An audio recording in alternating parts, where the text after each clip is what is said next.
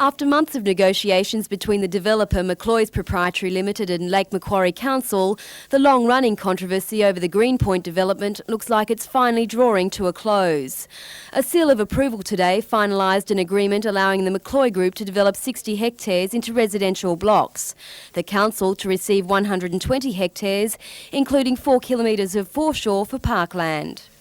In round numbers, they pay us 1.9 million cash, 1.15 million in swap land, and we get rezoning for 540 lots, and they get the balance of the land.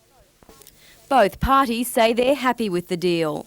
The foreshore part that we wanted to keep as the park has been retained by the people. McCloy's have got some land to develop, so I think it's a good settlement. I think it's a great thing for the city. The park was going to be there, and that's now set in cement and will be there for all people to enjoy for many years to come. With plans to make the park community land, Council is looking at a management plan for Greenpoint. And I think that's important because there are areas that should be preserved. There's a small part of rainforest country. There's some lovely timber on the site. And there are areas that have been degraded that need to be revegetated. And at the same time, we've also got to open up the foreshore so people could have access to the lake. The McCloy Group has been quick to act on the agreement. It will lodge an application for its residential development project with Council tomorrow. Anne Lewis, NBN News.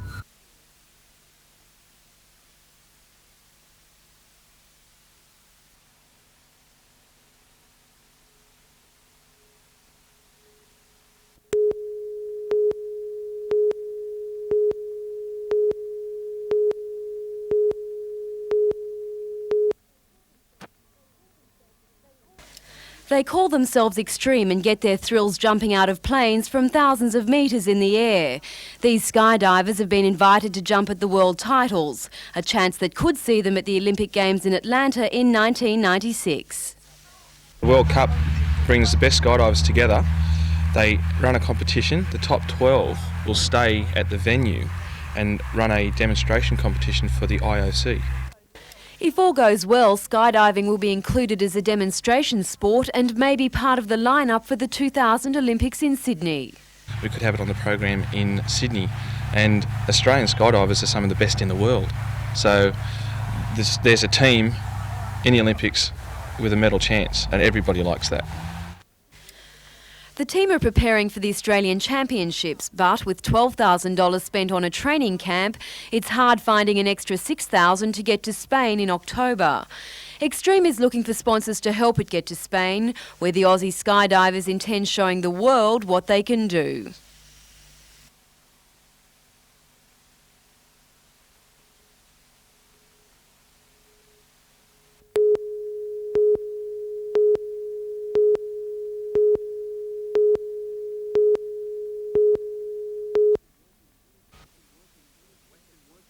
Western Workers Bears kept the pressure on Broadmeadow for most of the first half with numerous raids on the goalmouth, but couldn't breach the goalie.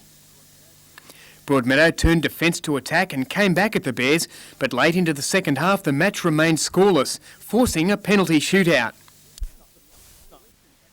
Western had the upper hand in the shootout. Tate, Shipley, Tressida and Budden all capitalised, but Broadmeadow only came up with 2 points. Final score 4-2.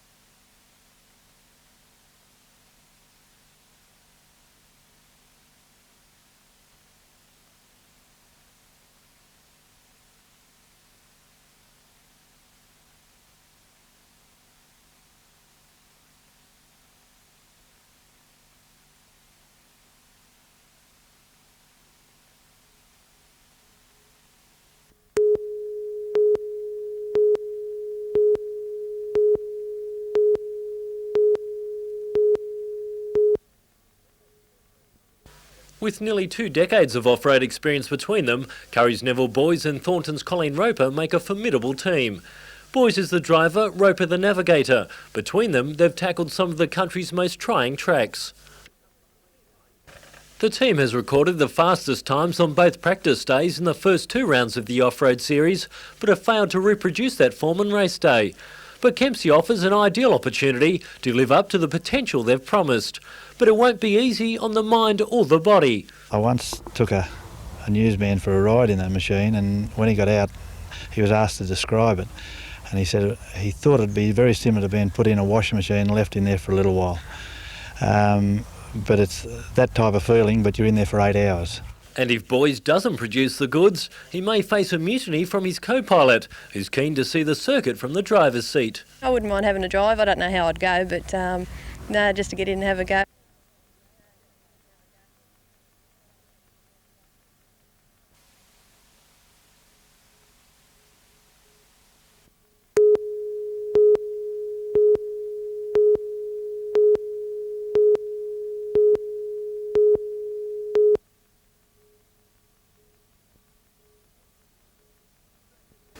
It's attracted 150 riders from all over the state, most in their 30s to 40s, trying to recapture some of that competitive spirit of their heydays. Ex-motocross champion Jeff Leask is among them. But the Thumper 4-stroke series is open to anyone. Organiser Phil Lovett calls it an average blokes event. A lot of blokes use them to ride to work on. They can come here, they don't have to have anything special other than a decent sort of tyre. The 2.5 kilometre course winds around the terrain of Phil's property west of Cessnock, and although it could do with some rain, it should be an ideal circuit for riders come race day on Sunday. Richard O'Leary, NBN News.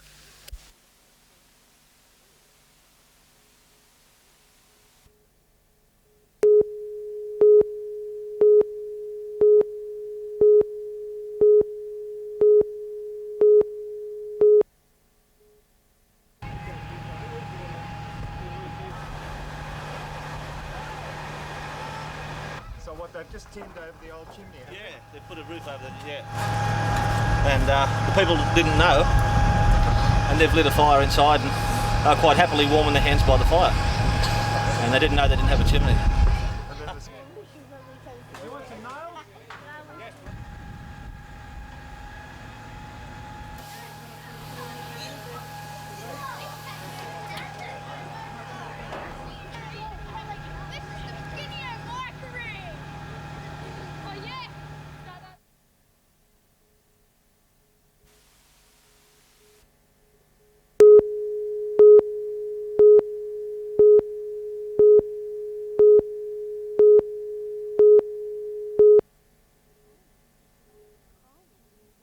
Coal is used by power stations to generate electricity. This is the scar left at Ravensworth No. 2 mine near Bayswater Station.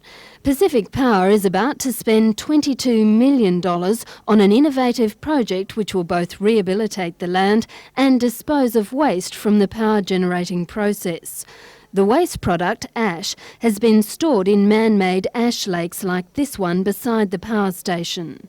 What we now have is the opportunity to get an even better means of disposing of the ash that actually, instead of using land, actually restores land.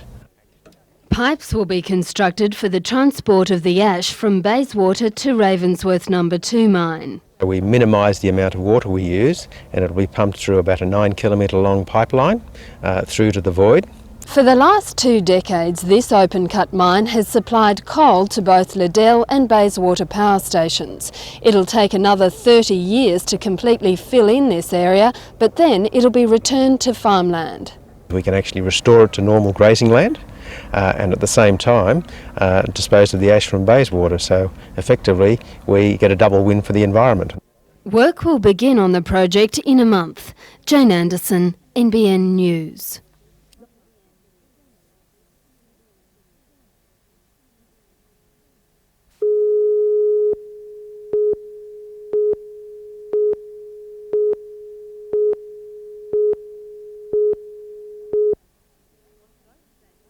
Although State Transit rostered extra buses, some commuters still experienced delays. The union's decision to carry only seated passengers was also enforced in the Newcastle region. However, the union says it's received public sympathy on the safety issue. I've had parents ring us up, drivers have actually been congratulated and said, well, it's about time something was done. Meanwhile, on some private buses like Miller's coach service, which conveys students from Dungog High, it was business as usual. Jim Miller wants an extra bus put on this route because of the demand for the service. Today, he met with the Department of Transport to discuss the overcrowding. Jane Anderson, NBN News.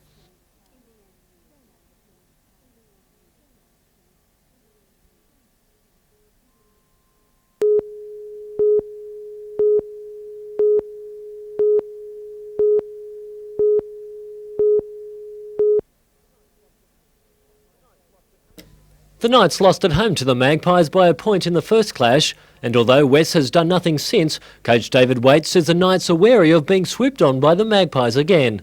They haven't got anything to lose, West, and that is of course a danger for us. We've got plenty to lose. The finals equation gets harder for the Knights every week, with the team to play most of its finals rivals in its next 6 games. At halfway I said 8 from 11 and that was about 26, but it looks like 26 to 27, 28 will be around the money, so it's either 4 from 6 or 5 from 6, or depending on what happens with the sides as we play one another. Despite West low standing on the ladder, it'll be anything but an easy game for the Knights at Campbelltown. The Knights will have to overcome Langmack and Sidaris in the forwards, and also try to accommodate some drastic changes to the West lineup. They've had some interesting selections this week with Georgialis, White and Alchin going into the 7, the 6 and the lock forward position, moving Langmack to the second row. So I would imagine that's to counteract our halves as well, so that'll be interesting. Richard O'Leary, NBN News.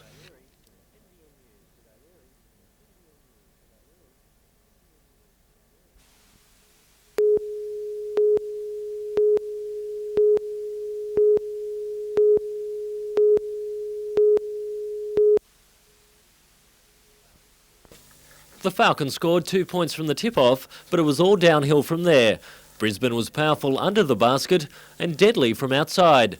The Falcons trailed by 16 after the first quarter, 17 by half-time. Australian guard Shane the Hammer Heel top-scored with 28 points, hitting the Falcons with his 3-point bombs. Dave Colbert loves playing the Falcons. He bagged 23 points for the game. Both teams were at each other all night, but it was Roger Smith who had the last say. The only resistance came from Terry Dozier. But his 28 points wasn't enough to keep the Falcons in touch.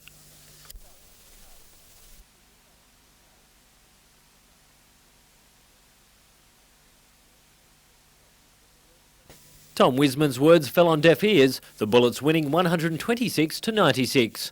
Richard O'Leary, NBN News.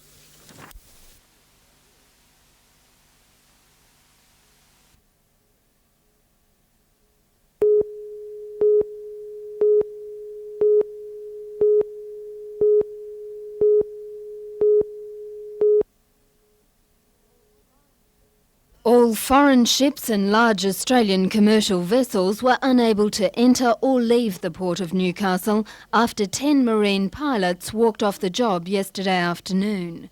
The pilots are responsible for guiding such ships in and out of the harbour. One vessel trapped in the port was the bulk carrier Titus. It was chartered on a daily rate by a South Korean company to ship coal from Newcastle to South Korea.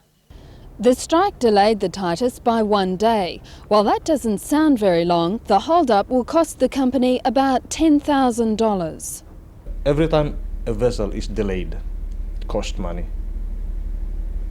For the charterers, for the owners, for the cargo owners as well. The action was taken by the marine pilots after talks over a new workplace agreement broke down. The union and the Hunter Ports Authority went before the Industrial Relations Commission in Sydney this morning. Commissioner Harrison recommended those on strike go back to work. The hearing will reconvene in Newcastle next Friday. captain of the Titus Tugampe cruise, says while strikes are costly, they're not confined to Newcastle alone. It's not just Newcastle, it's around the world. Even so, the Hunter Ports Authority says it's always concerned about any strike action which may jeopardise Newcastle's reputation overseas. Marine pilots resumed work late this afternoon.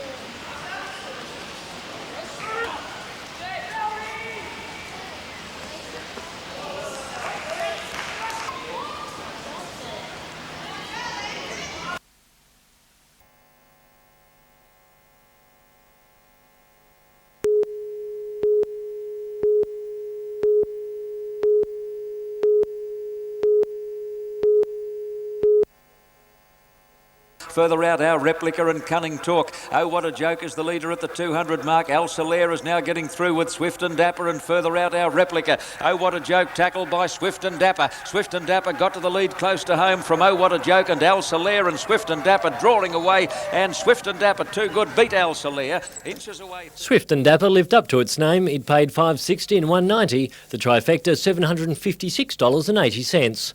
Racing was also at Caulfield, our main event, race 5 over 1,000 metres.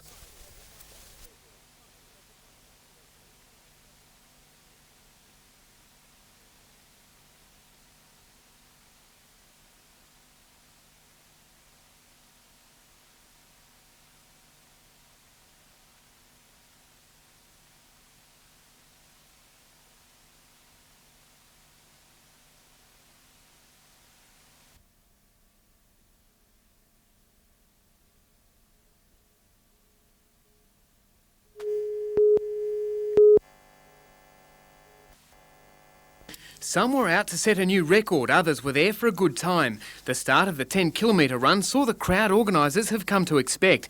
A 5-kilometre run took off a few minutes after the main race.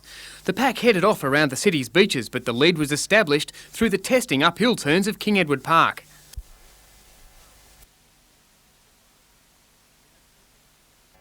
Downhill and the runners were heading through the city and along the harbour. By now, Robert Mitchison from Bonnells Bay had opened a commanding lead. He finished the run in 30 minutes 15 seconds, more than a minute ahead of second place getter Richard Sewell from Taree. A tussle was on for third and Mark Stanborough threw everything he had at the line. The first woman home in the 10-kilometre run, Annette Quirk from Toronto. Clinton Macavecius won the men's 5-kilometre and Angie Batterham the women's. For those who didn't want to run but did want to get the blood pumping, there was also the Walk the Wall. Just the one, just that Walk the Wall with 2-year-old and 14-month-old. So we wouldn't come at the running. Is it very competitive out here? Yeah. You've got to keep up the pace. Yeah, That's sure the do. way. Good on you. Thanks.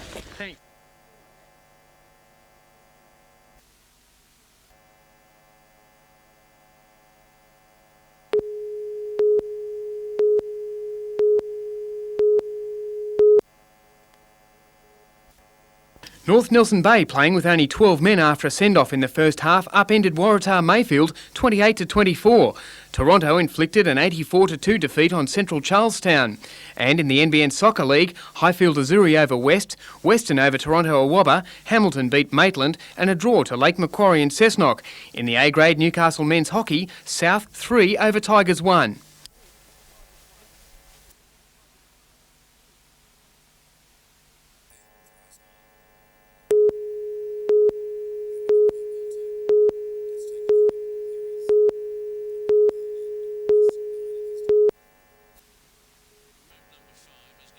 US Marines and personnel from Special Warfare Diving and Salvage Units are at Cowan Manufacturing's Warners Bay factory, fine-tuning recompression chambers for delivery. But you'd only use that if you had a failure in your primary capability and the crossover wouldn't work.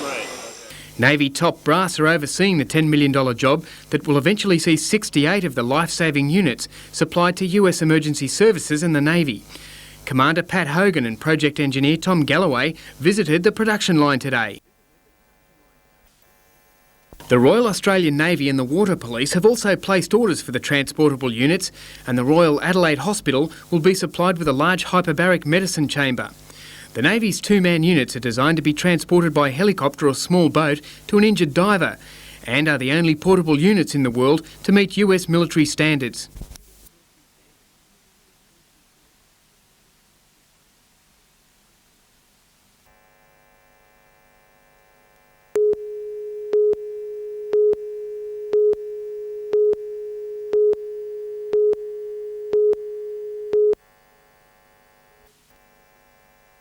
Newcastle plumber Greg Christensen and computer hacker Adam Walsh have never met. But earlier this month, Adam Walsh, a first-year science student at Newcastle University, gained access to Mr Christensen's Commonwealth bank card number. He used the information to buy more than $1,000 worth of computer equipment. What was the first that you knew about it?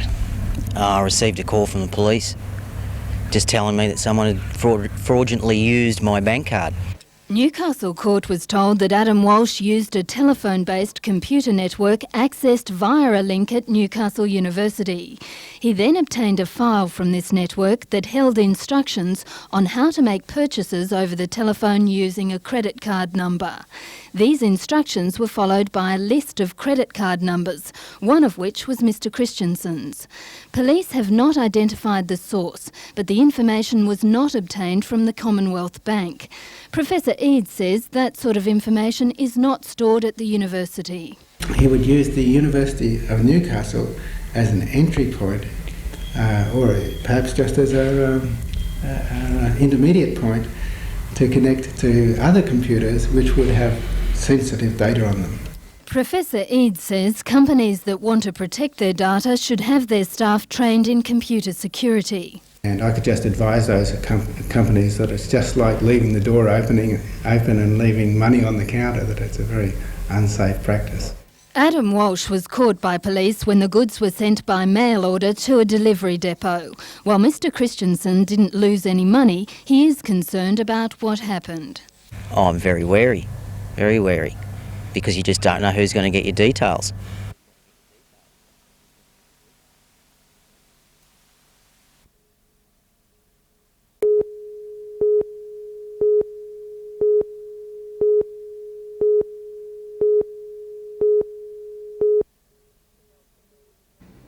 The Nelson Street address used to accommodate over 100 teenagers each year. Since it closed in February, Tari teenagers have been sent to centres as far as Port Macquarie and Cessnock. Some have chosen to go back to the streets. We have our share of adolescent social problems, good, bad or indifferent, and the way the system's designed at the moment, we need a functioning refuge in Taree. Department of Community Services youth worker Mike Owens says the refuge closed following a dispute between management and staff over funding. The management committee resigned and it was to be closed temporarily while their positions were advertised. The Supported Accommodation Assistance Program is jointly funded by the federal and state governments. Alarm bells sounded when the federal government predicted no increase in funds for the program. Community Services spokesperson Barbara Elgamall says it may be some weeks before the problem is resolved. Department officers are discussing the future of the program with federal housing and regional development personnel. Any outcomes will then have to be put to the respective ministers. Meanwhile, a handful of homeless teenagers continue to roam the streets. Tracy Walsh, NBN News.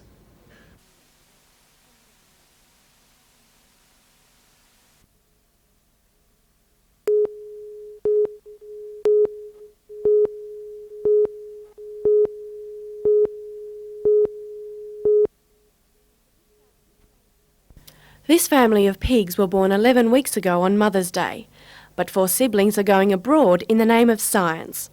Bob Fleming has been breeding the Wessex saddleback for almost 50 years, primarily for its eating potential. But their numbers have been declining in England, and the country's Rare Species Society has been in search of donors. The Flemings were approached to see if they were interested in the breeding program. When it came down to dollars and cents, it made sense. Bob would normally receive $30 each for the weaners on the local market, but he was offered $500 apiece for 2 sows and 2 boars. They're a bit sad to lose them. We've been wondering how they're travelling down to Melbourne, you know, down to the quarantine. They left here yesterday morning about 8 o'clock. The remaining pigs will be entered at the Royal Easter Show next year.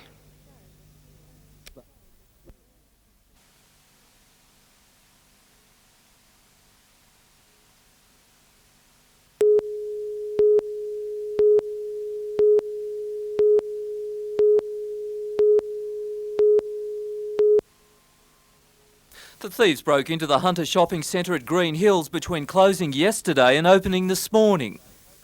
A number of shops were entered, 5 in total, by somebody entering through the roof and obtaining entry to the various shops through the ceiling cavities. The thieves worked their way from one shop to another at one stage, trying to break into a safe, but with no luck. They escaped with only a small sum of money.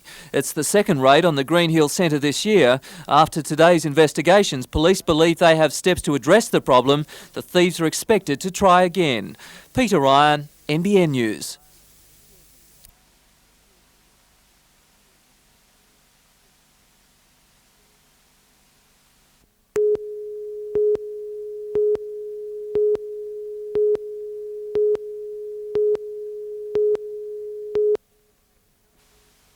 The Great Lakes Council has given its approval in principle to the tourist facility, subject to a local environment study being conducted by the developers.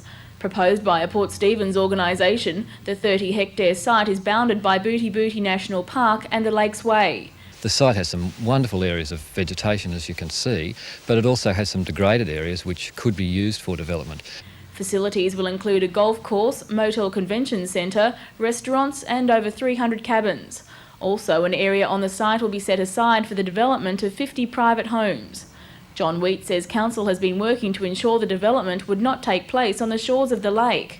While the present location minimises the threat to water quality, there are other environmental concerns. Acid sulphate soils, one would have to be very careful not to disturb the soil and therefore create an acid runoff to the lake. So the local environmental study will have to be particularly careful about aspects such as that. A development application together with plans are due to be submitted to council following completion of the environment study in 6 months' time.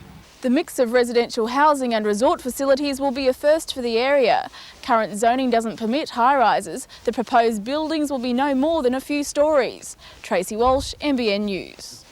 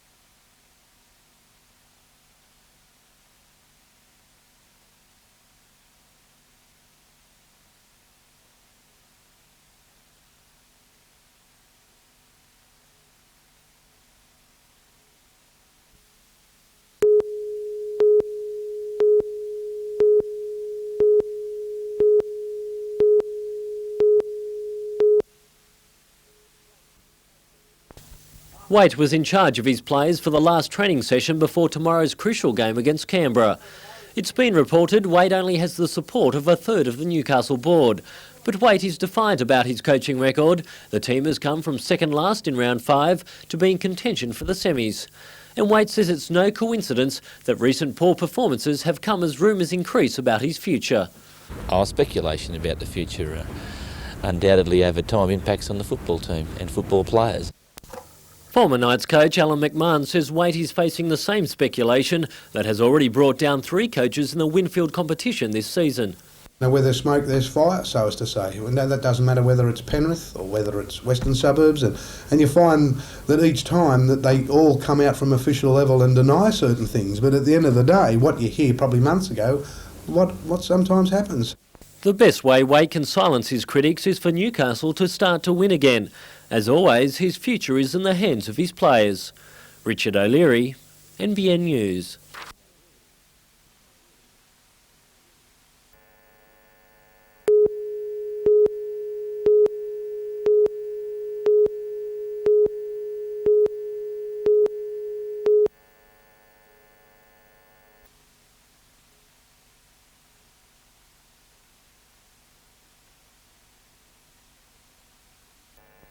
Come 7 o'clock and the City Hall will be buzzing with a smorgasbord of tunes ranging from the Beach Boys to Mozart's Requiem and Stephen Leake's Cathedrals from Daintree.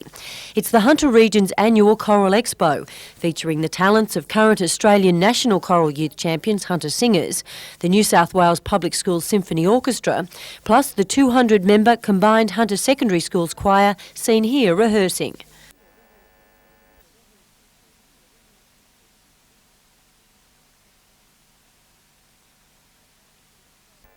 The Expo's aim is enjoyment, this reflected in the students' attitude and that energising Beach Boys style of music.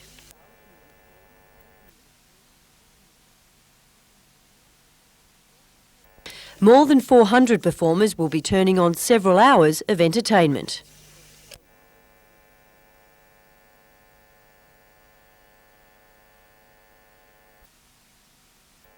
Catherine Lamond, NBN News.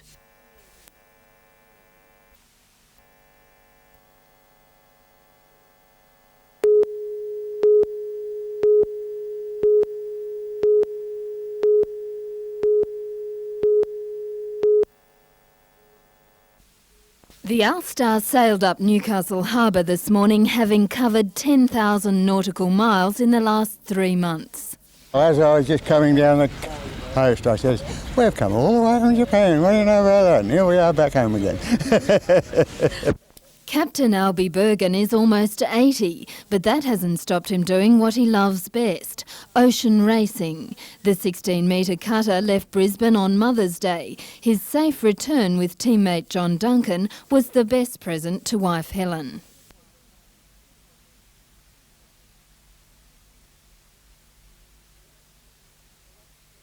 We rush to see who's going to get the words in first, who's going to get their story over.